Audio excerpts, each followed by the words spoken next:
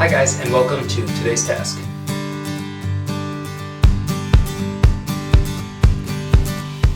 For today's task, I'm going to show you how to install a typical bathroom faucet. Also, I'm going to show you how to install this type of drain plug on a sink, and this type is the one that I really kind of like the most. So here are all the parts that we're going to need, and typically most of this will come in a kit. At least these two come together, and then you can buy your hose adapters and then your coupling nuts that you can buy as well. These are really cheap, and this is probably the cheapest way to connect your faucet to its water source. So there are two scenarios you may have. You may have brand new countertops, which these are, and when we custom ordered these countertops, or like any countertop you order, they're going to ask you what style of faucet you have. So you typically will give them what style or what model number on the faucet, so they know exactly how to drill the holes. But if you have an older set of countertops and you're just going to be replacing this, most likely it's going to have all three holes underneath. This is a typical setup. It's pretty normal. If you're going to have anything different, that's going to be custom ordered, and you'll just need to let your counter manufacturer know what brand, what model number you have. And they go in really simple. There's a lot of leeway that I can set this or move it back or forward or however I want, but they connect with two little bitty nuts underneath holding it tight, and they go underneath. I'm just showing you so you can get an idea of how it works. Before I get underneath the countertop and it becomes very difficult to show you what I'm doing, I'm going to show you up top just so you get a visual idea of how it's going to go together underneath. Your faucet will sit in your sink, we'll say it's in place, and then your water connection is going to sit inside one side. So you need to make sure you keep track of which is hot, which is cold. If you look at these water connections, they have a bell housing on them that is meant to sit inside and be its own what's the word I'm thinking? Its own gasket. So you set it inside, and then you take your coupling nut, slide it over the top, and screw it on. And you definitely need to make sure those are pretty tight. You shouldn't have to be cranked down that hard, but definitely a little bit more than hand snug. Get it hand snug and then put a wrench on it at least one turn so you know it's seated really well. And that's how you connect it at least to your faucet. On my two water hoses, you will know I did take off this green little tag, but you need to be very aware when you take this green tag off. It will allow you access to this little plastic ferrule, and that's going to come into play a little bit later, but you do not want to lose this guy. And whenever I set mine, I typically will want to set it more close to the front, because if not, your splash will just end up further back on here. So I bring it closest to the front. With your little nuts, reach underneath, see how long of a stretch you have, and you're just going to kind of feel for it. I like to do this from above just so I can make sure that the sink is in place, and then I can go back and really tighten them down from underneath. And depending on what model you have, you need to pay attention to the instructions, because some will say do not use plumber's putty underneath here. This model says do not use plumber's putty, so don't worry about it. You can see those two plastic nuts tied into our brass fittings, and they are very snug. And next, with my coupling nut sitting over top of the water tube, I put it in place and start to tighten up.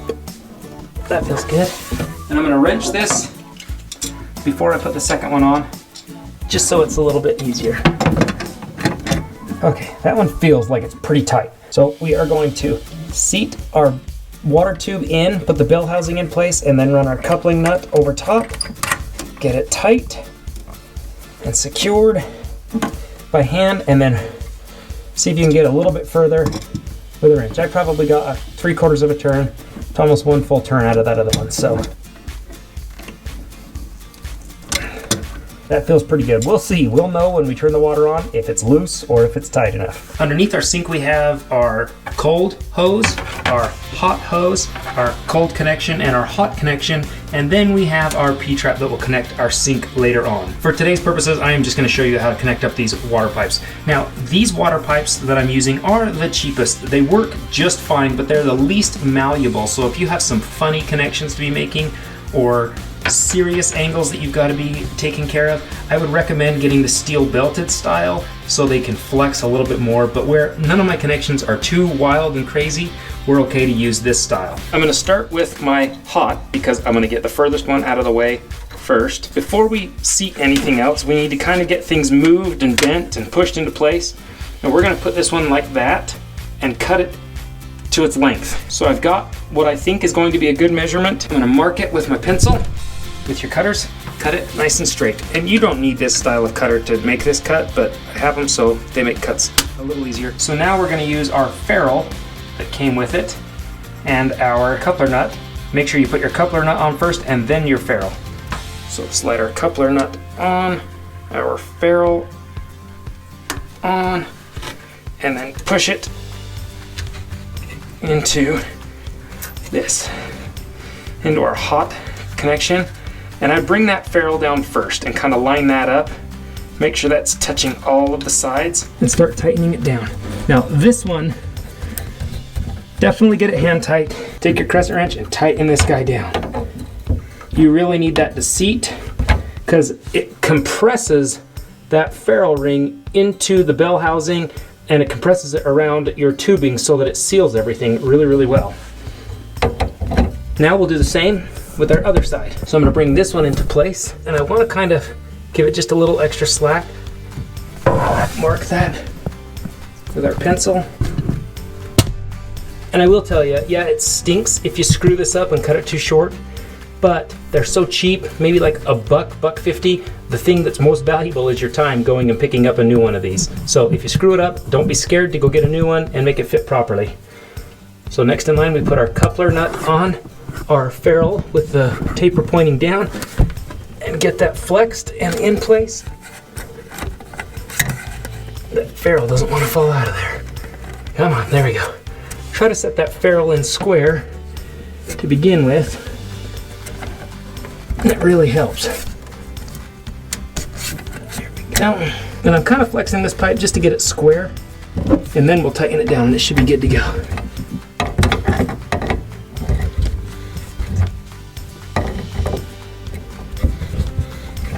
This one's seating in real nice and tight. I feel like I can go a little more on this one. Yeah, that feels good. Okay. Now all of our water connections are made. If you're just replacing the faucet, you are done. You are ready to go. I do not have the water turned on yet because our drain line is not all the way connected yet, but I am gonna do this part in this video, and in another video I'm gonna show you how to connect the P-trap and all that stuff. So this one came with our faucet because it matches, and most faucets when you buy them, they do come with some sort of a conversion kit for this. This is a really cool one. I like it for a lot of reasons. One, it uses rubber gaskets only. There is no plumber's putty that you have to work with. And plumber's putty is great. It seals really, really well, but it's kind of messy, it's kind of dirty, and I feel like you can kind of see resemblance of it later on that, I don't know, maybe it can hold on to dirt and stuff. So I'll explain to you a few parts of this. This is your plug right here. It's a push plug and release, and it will allow it to drain or it will plug up the sink. It has these overflow valves that are built in, and this comes with it no matter what, and not all sinks come with an overflow, so you need to pay attention to what kind of sink you have. It doesn't really matter either way for this system because it's going to seal the faucet either way. We have a couple sinks in this house that don't have overflows, and this system still works. With this thin little gasket all the way up, make sure it's not crimped or pressed wrong or any way, just sitting nice and flat. Put it right down into our sink and make that kind of sit as square as you possibly can. And before we go down below the sink, I'm going to show you the parts that attach to it. This is another tapered rubber gasket that's going to go up into the pipe like this, and then this is going to work like our coupling nut. It's just going to slide up over top. There are threads underneath on this side that will attach to, but this little nylon ring is imperative to sit right here because it allows this to continue to spin without warping or spinning this rubber gasket. On some of the old ones, you used to not have any barrier in between there, and so when you would twist this as tight as you possibly could, it would warp the rubber gasket kind of like that, and you would get leakage or whatnot. This is a really cool system that allows it to spin and get as tight as possible without compromising any of its sealing capabilities. So from below, I'm going to feed our gasket taper end up right here. And it's going to get a little tight right here, but that's great. That means that we have got a good seal all the way around. We just want to make sure we don't fold it on itself anywhere. After you've got this kind of set, I recommend taking a look up top to make sure it's sitting square, looking good. You don't want to bump it offset and have that other gasket that's down in here be disrupted in any way and then not seal properly either. So this looks really good. Things look nice and smooth, laying the way we want them to. We are ready to put our nut on, and we need to remember that we have this nylon ring in between.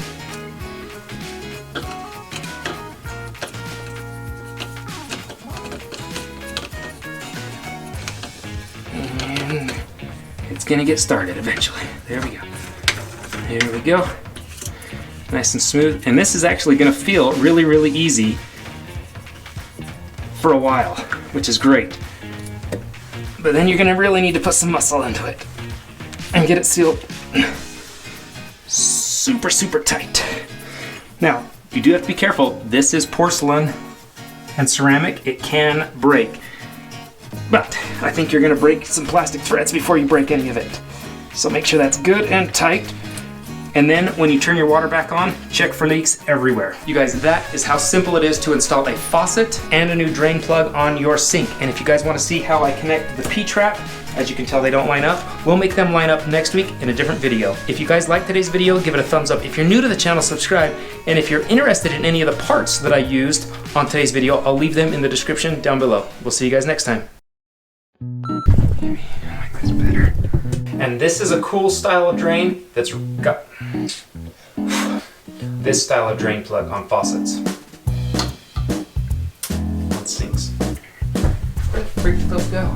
Serious Clark. The only tool you will need is a set of channel locks, or maybe you're replacing. Idiot. Okay. I don't know whether you've got. A hose for your water will sit inside of. We have our drain, which this is our P-trap, and then shove your coupler nut on there. Again, it's a different, sorry, that's backwards. Joel, you're an idiot.